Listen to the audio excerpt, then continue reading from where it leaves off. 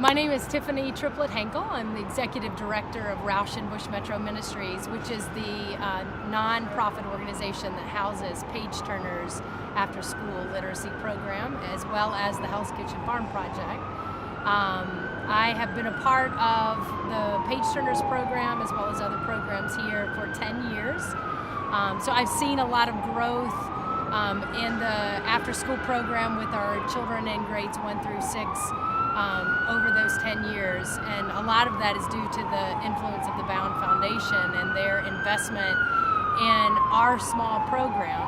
And I have seen a huge impact that the Bowne Foundation has made on the Page Turners Literacy Program in particular, but also that has filtered into a lot of the other programs that we have at Rauschenbusch Metro Ministries. Our Teen Center has now been influenced.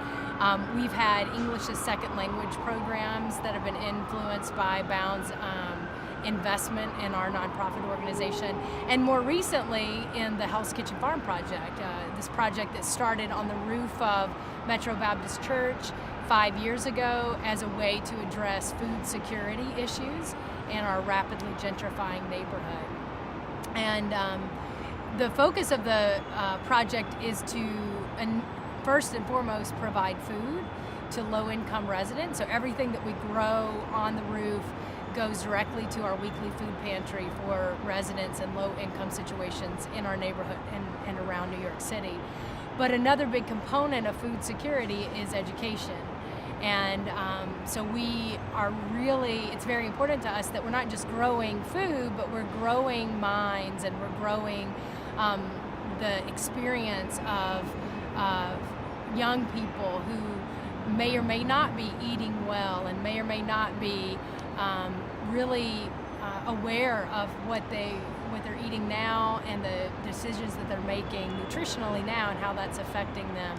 So it's very important to us, and a natural extension of our literacy program, to also have our children and our teens up here on the roof, learning in real time with their hands in the dirt, actually, about a lot of the concepts that they may be talking about at school, but maybe they're missing a little bit because it's just not a part of their reality. We're trying to make that a part of their reality here. And so it's been really interesting to see the children get involved in the growing process up here and to ask a lot of great questions that sometimes really challenge us as well, even though we think we're somewhat experienced farmers. But kids always ask the questions that you think everybody else knows anyway, so you never really think about finding out the answers. There's something organic about both experiences. The library project, I mean, you can replicate a library in any situation, but if it's not the library that your community needs, it's not going to feed them in the way that they need to be fed. So one of the things that we learned through our experience in the library workshops through the Bowne has helped fund is that we have to figure out what our community needs in terms of literacy and in terms of space for learning and gathering and reading. And so our library looks very different than it did 5-6 years ago, and our farm is sort of the same way. Like, we've had to figure out what grows well up here, what doesn't, what the people in our food pantry actually want to take with them, what they're willing to try and what they're not willing to try. So there's at least experientially there's a very similar trajectory that we've had with both of these projects. And I think also, just in a real practical sense, the children have read, they've been a part of projects and books about agriculture, about growing, about vegetables, about nutrition, about health. And so when they're doing that, and then they can come up here and put their hands in the dirt or be a part of a workshop to get around the compost, or to go, even to take some of this food and go down to the kitchen and cook with their parents. And we've had some cooking classes. All of that, a lot of times we'll wrap back around to them from a story. We also have another part of our program in the after-school program is called Snacktivities. And that program, they read a story and then they cook some type of food that connects to that story. And sometimes, not a lot, but sometimes some of the food for that project has come from here. So we try to we try to link everything together because we want the children to really resonate that everything's intentional, that they're all of life is learning in some sense, and so we kind of want them to make those connections. I want you to pass the notebook around and everybody write one sentence about what the bed looks like this week, okay? You can describe it however you want to. Just make sure you put your name by your sentence, okay, in the notebook. We have the kids journal about their experiences in their bed. So every week they come up. Usually that's the first time throughout the rest of the week that they've been up here. So in a week's time, these beds look very different. So we want them to describe to us what they're seeing and write the words. So I sat with a young boy as he was writing his one sentence, and he's asking me to help him spell a word that he knows how best describes what he's seeing. Bowne has been helping our program since 2001, and even as far back as 2001, they were consulting on what small little library we had and helping us think about what works best for our community. And like I said, it's a very different library now than it was then, but it's because we've been attentive to the changing needs of our community.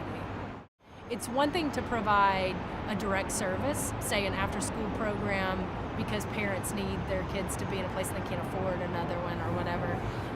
And so it's one thing to help them finish a homework task. It's a whole other thing to be a part of programs that are addressing long-term needs in communities.